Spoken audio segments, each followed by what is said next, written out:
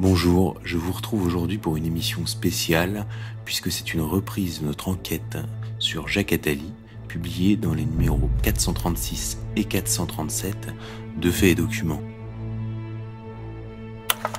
D'abord, je précise, c'est très compliqué de faire une biographie de Jacques Attali, parce qu'une profusion documentaire, c'est 45 ans de vie politique française, une profusion documentaire souvent inutile.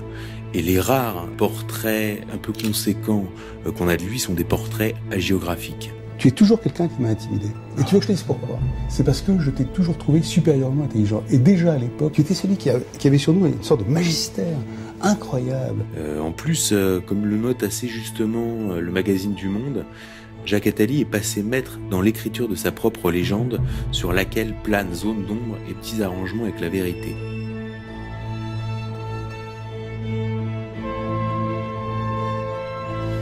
Alors, qui est Jacques Attali? Pour le commun des Français, il fait partie de la batterie d'intellectuels qui passent à la télé. Il a deux images principales, celle du faiseur de rois et celle du prophète. Alors, faiseur de rois d'abord parce qu'il parle des politiques comme de ses marionnettes. C'est pas de la ficelle et du papier comme dans la chanson de Christophe, mais plutôt, à l'entendre, de l'argile. La Bible est un texte codé. La Bible contient le secret pour créer un être vivant à partir des lettres et d'argile, et en disant d'une certaine façon un certain message qui permet de donner vie à la matière inerte. Autrement dit, la vie, c'est la parole. Si on l'écoute, il les a tous fabriqués, de Ségolène Royal à Emmanuel Macron, en passant par François Hollande.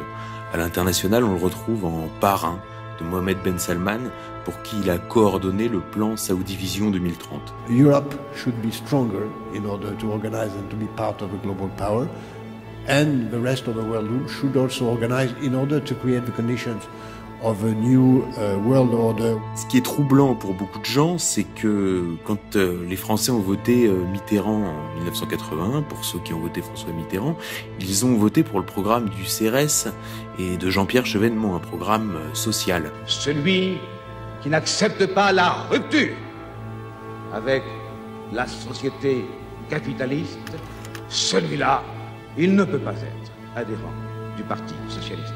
Et qui ils ont découvert après l'élection? Ils ont découvert Jacques Attali.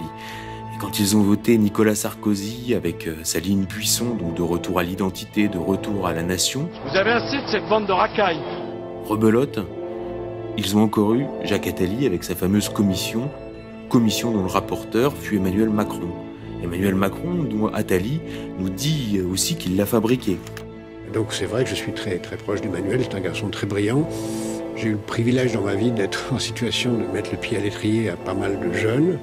Je crois qu'Emmanuel Macron a tout à fait le talent pour être un président fiable un jour. Alors, beaucoup de gens se posent des questions sur son rôle en coulisses. C'est vrai que c'est très troublant. Beaucoup de gens se demandent quel est le secret, comment ça marche. D'autant que Jacques Attali s'est jamais présenté à des élections. Il a toujours refusé des responsabilités ministérielles, comme s'il était vraiment au-dessus de ça. C'est assez révélateur d'une chose beaucoup plus profonde, c'est que le président de la République n'a plus de pouvoir, ou beaucoup moins de pouvoir, en tout cas qu'avant, mais que les Français, et lui-même aussi, croient qu'il a toujours les mêmes pouvoirs. Alors la deuxième image qu'a Jacques Attali, c'est celle du prophète. Il est connu pour ce qu'on pourrait appeler ses prophéties. Ces jours-ci, il est encore apparu comme un de ceux qui, de longue date, avait inscrit la pandémie dans l'agenda de l'établissement d'un gouvernement mondial. Il écrivait en 2009 « L'histoire nous apprend que l'humanité n'évolue significativement que lorsqu'elle a vraiment peur. La pandémie qui commence pourrait déclencher une de ces peurs structurantes. Une pandémie majeure fera alors surgir, mieux qu'aucun autre discours humanitaire ou écologique, la prise de conscience de la nécessité d'un altruisme, au moins intéressé.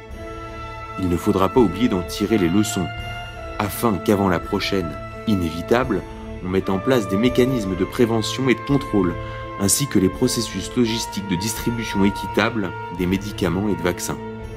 On devra pour cela mettre en place une police mondiale, un stockage mondial et donc une fiscalité mondiale. On ira beaucoup plus vite que ne l'aurait permis la seule raison économique à mettre en place les bases d'un véritable gouvernement mondial. On a besoin de règles normales mondiales. On le retrouve également en ce moment à la tête de ceux qui promeuvent le confinement et le vaccin. mais aussi de ceux qui prévoient l'implantation générale de puces RFID. Évidemment, pour des raisons de santé, de protection de l'environnement, de sécurité. Tout ce qu'on peut imaginer, c'est tout ce qui permettra, soit de façon positive, soit de façon inquiétante, de surveiller les gens. D'abord, on pourra mettre sous forme de bracelet, en effet, des puces RFID pour identifier les nourrissons et savoir où ils sont en permanence, pour éviter les essences, mais ça on sait le faire autrement. Des kidnappings. Pour éviter des kidnappings. Le vrai luxe de demain, ce sera d'être isolable, de pouvoir s'isoler.